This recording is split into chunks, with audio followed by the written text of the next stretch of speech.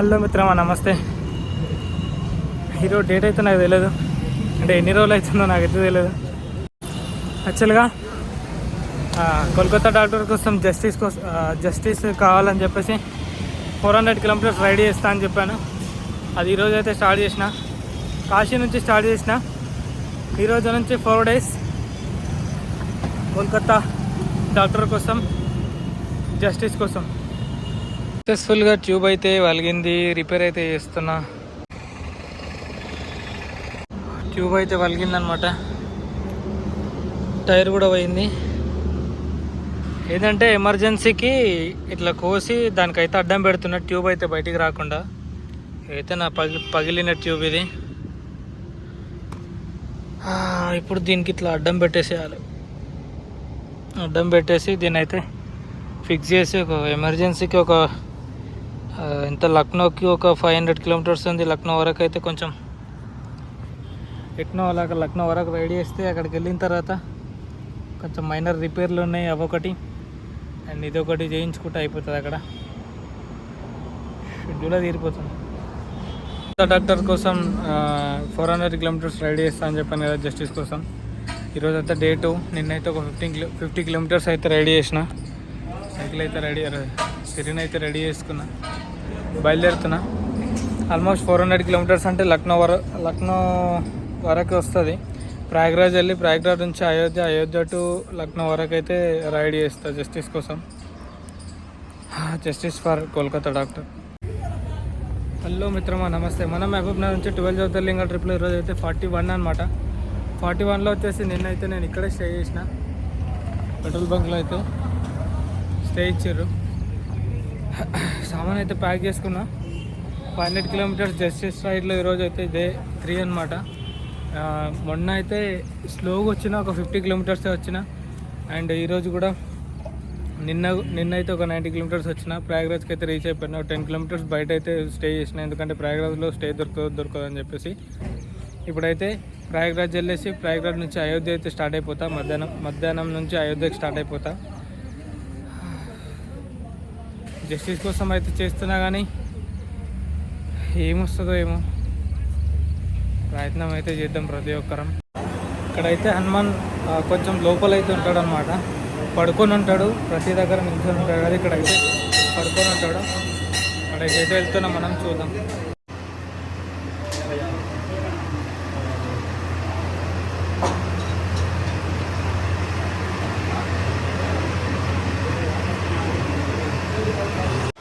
అదే టెంపుల్. నేను లోపల వీడియో తీయలేరు అనుకున్నా, అందుకోసమే ఫోన్ తీయలేదు. ఇక్కడ వచ్చిన తర్వాత మళ్ళీ ఏదో ఉంది పైనకి, సరే పైనకి తెలియసేద్దాం. పక్కనే నది, అండ్ ఇక్కడ వచ్చేసి త్రివేణి సంగమం. పైన కూడా ఏదో నది ఆశ్రమం ఉన్నట్టుంది ఏదో.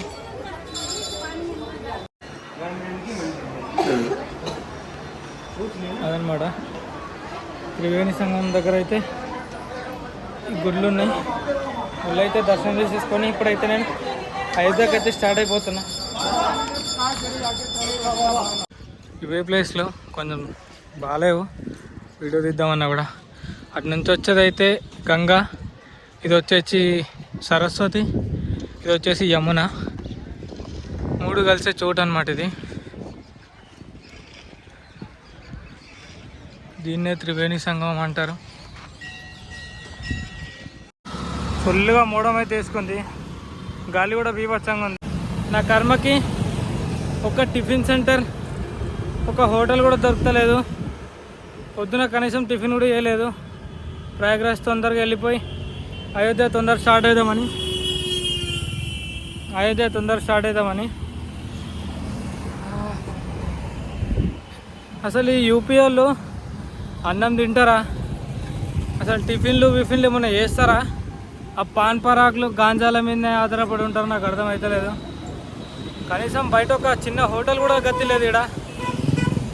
ఏం యూపీరా నాయన.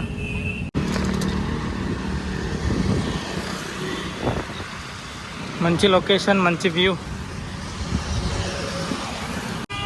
ఈ బీభత్సమైన ఎండకి చచ్చిపోద్ది అనుకున్నా. వర్షం అయితే పడుతుంది. తిన్నా, ఇప్పుడు మళ్ళీ బయలుదేరాలి ఇంకా అయోధ్యకి అయితే ఈరోజు పోమనుకుంటా. ఒక 50 కిలోమీటర్స్ అట్లా వెళ్ళి ఆగాలి. ఇంకా ఎంత ఉందంటే 150 ఉంది ఇక్కడ నుంచి. ఒక 60 కిలోమీటర్స్ అట్లా వెళ్తే రేపు మొత్తం కొట్టేయచ్చు ఇక.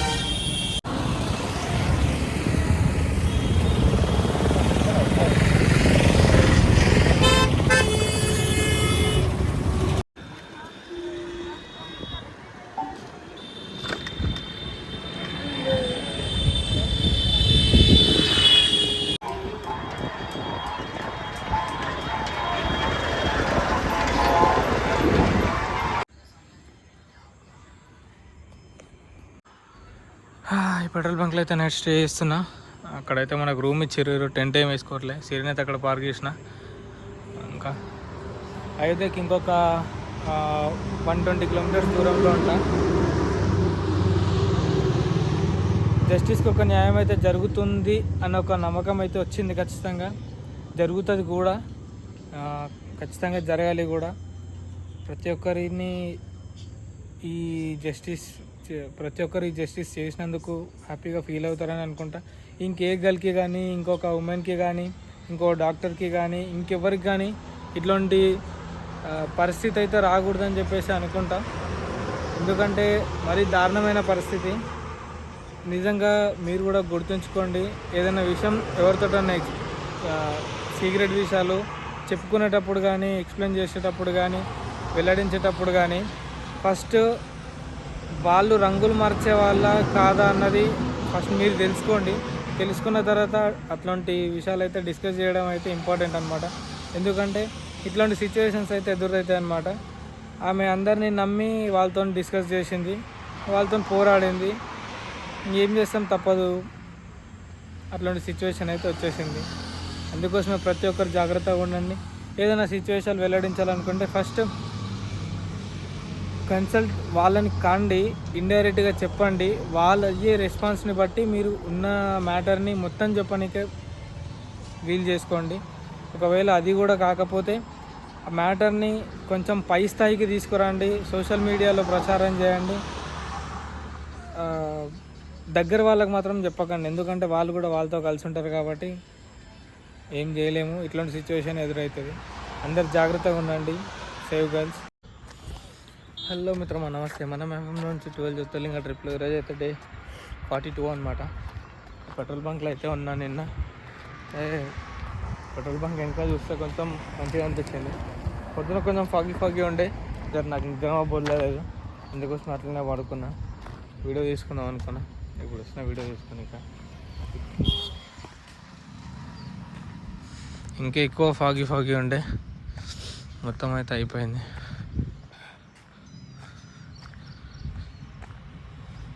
ఇంటికాడ ఉంటే పొలం కాడికి పోతుంటే మంచి టైంలో నిమ్మలం ఉంటుండే పొలం కాడ.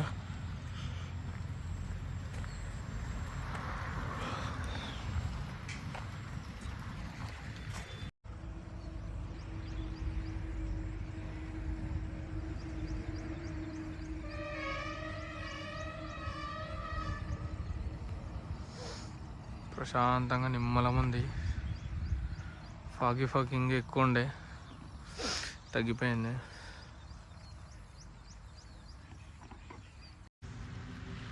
హలో మిత్రమా, నమస్తే. మన మహబూబ్నగర్ నుంచి 12 జ్యోతిర్లింగ ట్రిప్లో రోజైతే డే 41 అనమాట. డే 41 రోజు అయితే మంచిగా గ్రీనరీలో ఎంజాయ్ చేస్తున్నా. మీరు కూడా చూసి ఎంజాయ్ చేయాలి. అయితే జస్టిస్ కోసం అయితే ఒక 500 కిలోమీటర్స్ అయితే రైడ్ చేస్తున్నా అని చెప్పినా కదా. ఆ రైడ్ అయితే 150 కిలోమీటర్స్ అయితే పూర్తయింది. ఇంకా లక్నో వరకు అయితే రైడ్ చేస్తా.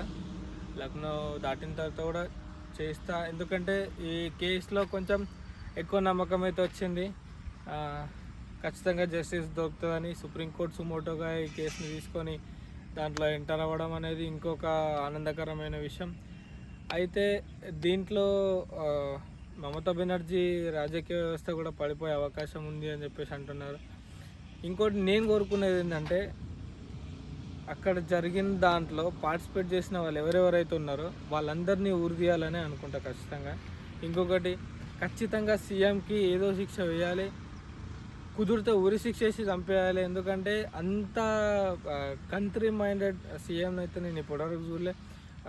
వాళ్ళ రాజకీయ స్వలాభాల కోసం ఇట్లాంటి కార్యక్రమాలు జరుగుతున్నాయని బయట పెడితే ఒక సీఎం హోదాలో ఉండి ఆమెనే వీళ్ళని ప్రొటెస్ట్ చేయడం అనేది చాలా దుర్మార్గం అనే చెప్పుకోవాలి. ఎందుకంటే ఏడ అన్యాయం జరిగినా నోరెత్తే అధికారం ఎవరికి లేదు. అన్యాయం జరుగుతుంటే చూసుకుంటూ ఉండాలా, ఇంతేనా సమాజంలో అన్నట్టుంది. ఖచ్చితంగా మీరు కూడా ఎవరితోటన్నా ఏదైనా షేర్ చేసుకునేటప్పుడు కానీ, ఏదైనా వెల్లడించేటప్పుడు కానీ, ఏదైనా బయట పెట్టేటప్పుడు కానీ ఫస్ట్ 1-2 సార్లు వాళ్ళని చెక్ చేసుకొని బయట పెట్టండి. ఎందుకంటే ఇప్పుడున్న సమాజంలో గొర్రె ముసుగులు వేసుకున్న నక్కలు ఎంతోమంది ఉన్నాయి. ఎందుకంటే నమ్మి మోసపోయి వాళ్ళకి చెప్పి మీ ప్రాణాల మీదకి తెచ్చుకొని అనవసరంగా మీరు ఇట్లాంటి పరిస్థితులకు గురవ్వకూడదని నేను ప్రతి ఒక్కరిని కోరుకుంటా. జస్టిస్ ఫర్ కోల్కతా డాక్టర్ ఖచ్చితంగా మంచి జస్టిస్ జరుగుతుందని అనుకుంటా. సుప్రీంకోర్టుకి అయితే థ్యాంక్స్ చెప్పుకుంటా. సుప్రీంకోర్టు అయితే సిబిఐ ఎంక్వైరీ అని చెప్పేసి ఇంకొక 3 విధాలుగా అయితే ఆ కేసుని అయితే టేకప్ చేసి హ్యాండిల్ చేస్తుంది. ఎందుకో నాకైతే నమ్మకం వచ్చింది ఖచ్చితంగా దీంట్లో జస్టిస్ వస్తుందని చెప్పేసి. First of all supreme court chief justice గారికి థ్యాంక్స్ అయితే చెప్పుకుంటా. ఈ కేసుని ఇంత తొందరగా టేకప్ చేసినందుకు, ఇంత తొందరగా సుప్రీంకోర్టు హ్యాండ్ ఓవర్ చేసుకొని ఈ కేసుని నడిపిస్తున్నందుకు సుప్రీంకోర్టుకి అయితే థ్యాంక్స్ చెప్పుకుంటా. మనం నెక్స్ట్ వచ్చే డెస్టినేషన్ అయితే అయోధ్య వెళ్తున్నాం అన్నమాట. ఇప్పుడు అయోధ్యకి ఇంకొక 120 కిలోమీటర్స్ ఉంది. ఇప్పుడు బయలుదేరితే ఖచ్చితంగా ఈవినింగ్ ఒక 7-8 లోపు అయితే ఈరోజు బయలుదేరుదాం అనమాట. 120 కిలోమీటర్స్ అయితే ఈరోజు రైడ్ చేద్దాం అనుకున్నా. ఖచ్చితంగా ఈరోజు 120 కిలోమీటర్స్ కంప్లీట్ చేసి అయోధ్య వరకు అయితే వెళ్తా. అయోధ్యకి కొంచెం అయోధ్యలో ఉండే సిచ్యువేషన్ లేకపోతే అయోధ్యకు కొంచెం దూరంలో ఉండే ప్రయత్నం అయితే చేస్తా. ఈరోజు రైడ్ అయితే కొంచెం ఎర్లీగా స్టార్ట్ చేసిన, ఎందుకంటే కొంచెం ఎక్కువ కిలోమీటర్లు వెళ్ళాలని చెప్పేసి. అయోధ్య 120 ఉంది, ఈవినింగ్ వరకు రీచ్ అయిపోవాలి.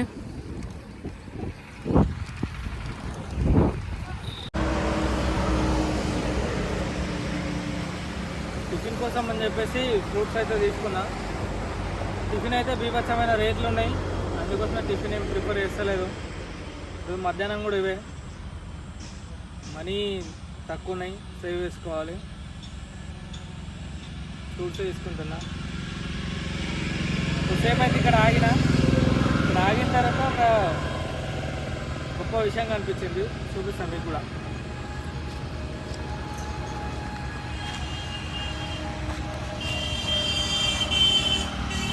మ్యాక్సిమం అందరు గుర్తుపడతారని అనుకుంటా.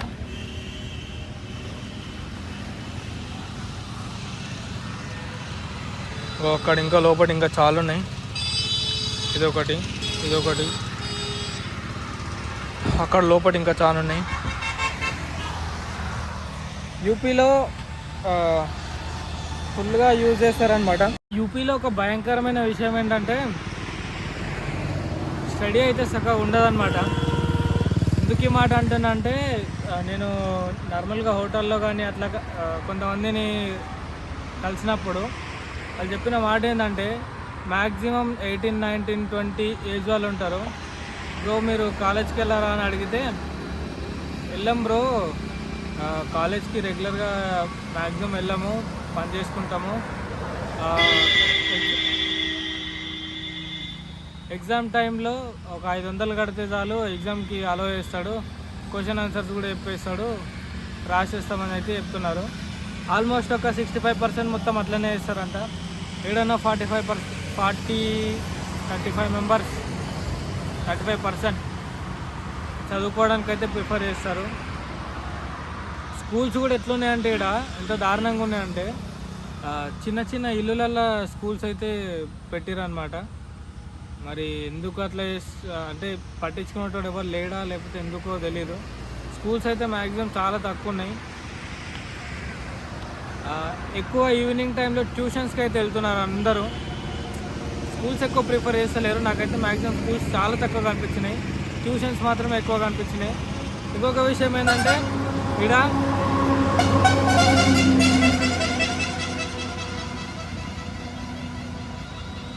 10th అయిపోయిందంటే గతం ఇంకా ఎడ్యుకేషన్ బంద్ చేసి పనుల మీద పడతారు. మ్యాక్సిమం ఎవరు చక్కగా చదువుకోడు, చదువుకున్నోడు మాత్రమే కొంచెం పై స్థాయి వరకు వస్తాడు. ఇంకొకటి యూపీ నుంచి మాత్రమే, యూపీ బీహార్ నుంచి మాత్రమే యూపీఎస్సి స్థాయిలో పెద్ద పెద్ద వాళ్ళు అయితే ఉన్నారు. వీళ్ళందరూ ఎట్లా వచ్చారంటే అదేదో గంజాయి వనంలో తులసి మొక్కలు అంటాం కదా, అట్లా అన్నమాట.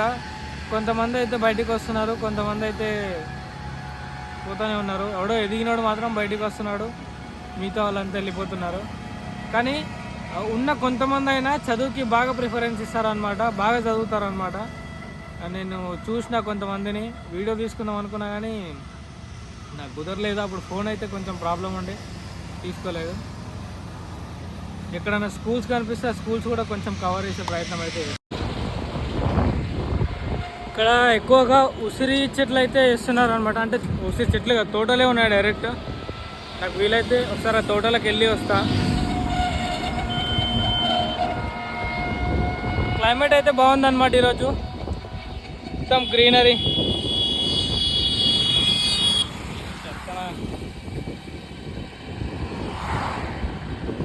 మంచిగా ఉంది క్లైమేట్.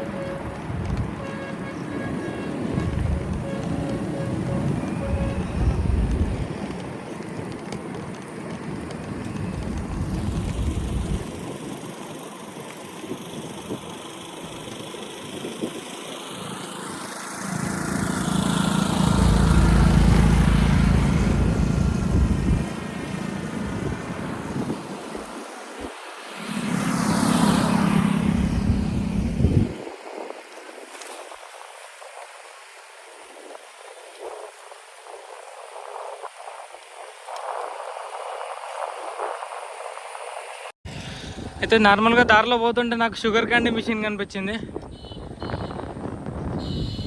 ఓ షుగర్ క్యాండీ మిషనేనా అదనమాట, హ్యాండ్మేడ్ షుగర్ క్యాండీ. నార్మల్గా దాంట్లో వేసి హీట్ చేసి తిప్పుతారనమాట, అవుద్ది.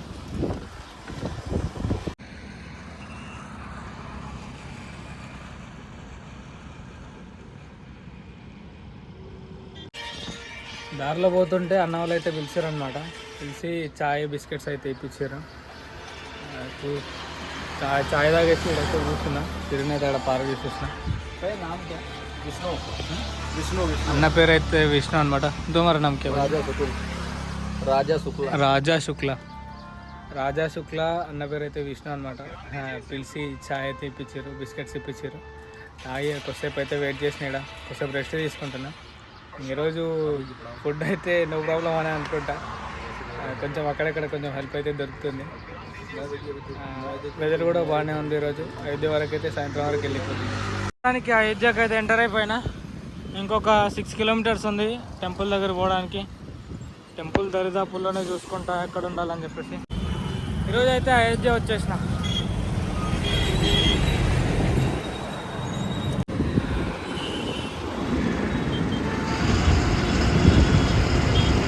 అయోధ్యకి మనం అట్లా ఎంటర్ అయినా ఇట్లా లైట్లు పడ్డాయి.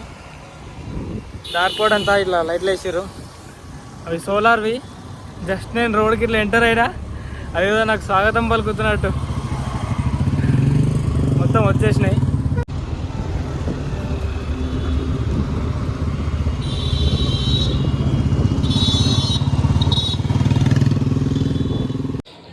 మొత్తానికి మందిర్కి అయితే పోతున్నా దర్శనం చేసుకోవడానికి.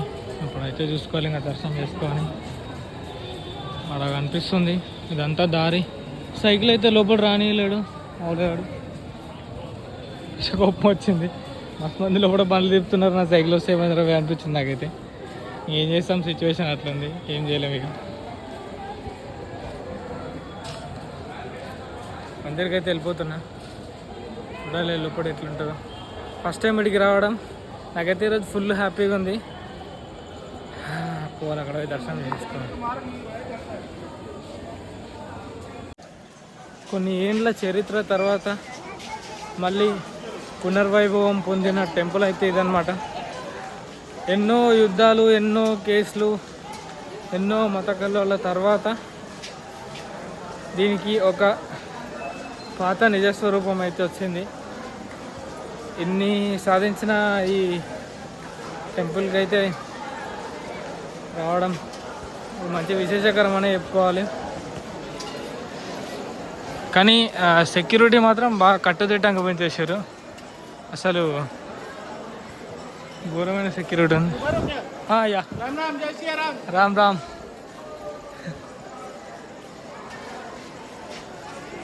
ఎక్కడ పోయినా చెక్కింగ్ అయితే తప్పదన్నమాట. చెక్కింగ్ అయిపోయింది. నేను ఫోన్లో కూడా తీసుకోని అని అనుకున్నా. బెటరే, నిజంగానే తీసుకోపోండి. ఇక్కడ లాకర్లు ఉన్నాయి. ఇప్పుడు కూడా ఫోన్ లోపలికి నాట్ అలౌడ్. ఇవన్నీ లాకర్లు అనమాట.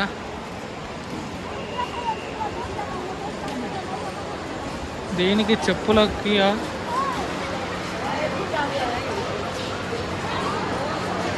ఇదైతే బయట నుంచి వచ్చే దారి అనమాట.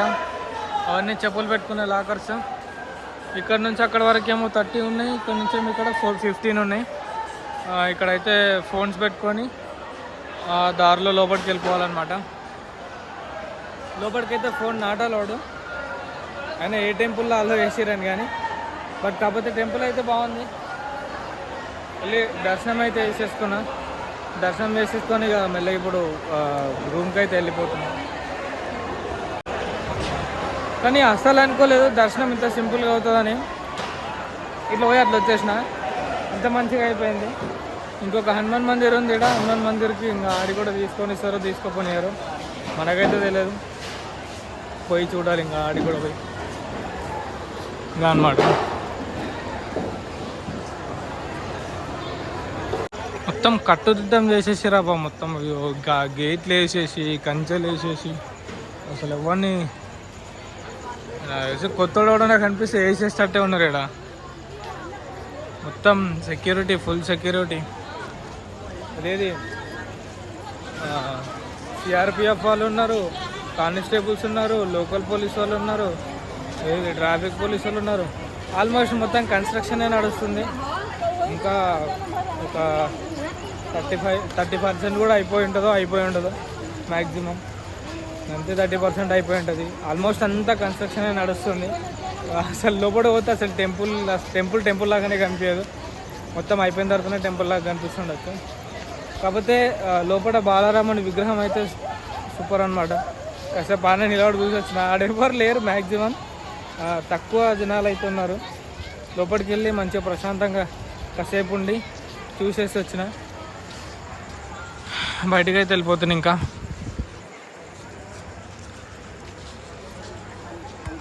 అయోధ్య అయితే పూర్తయిపోయింది. లక్నోకి అయితే స్టార్ట్ అయిపోయినా. మళ్ళీ పొద్దున స్టార్ట్ చేసిన ఈరోజు రైడ్. పొద్దున పరిస్థితి ఇది. మొత్తం మంచి అల్లుకున్నది. బాగుంది. అరే గంజాయి అంటారు కదా, అసలు అది ఎట్లుంటుంది, అసలు ఏం చేస్తారు దాంతో అని చెప్పేసి ఫుల్ క్యూరియాసిటీ ఉంటుంది. చూడాలి అని. ఇప్పుడైతే దీనిలో చూసి బోర్ కొడుతుంది. ఇది నవ జీవితం అనిపిస్తుంది నాకైతే. ఓ ఎంత ఉందంటే ఏదో గంజాయి వనంలో తిరుగుతున్నట్టుంది. ఎంత గంజాయి అనిపించే చెట్లన్నీ గంజాయి చెట్లే.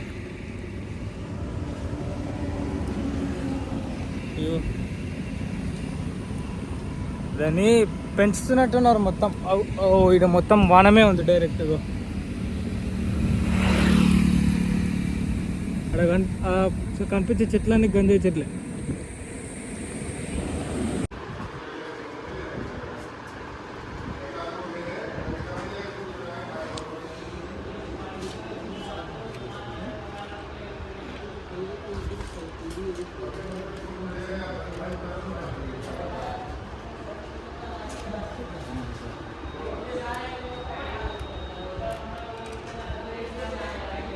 One, 2, 3, 4 5 6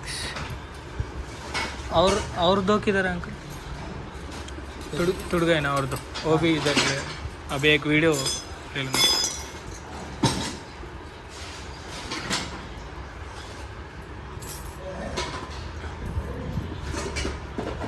మొత్తంగా ఎన్ని పోయినాయి అనమాట. 1 2 3 4 5 6 7 8 9 10 11 11 స్పోకులు పోయినాయి. వేయించుకుంటాను ఇప్పుడు.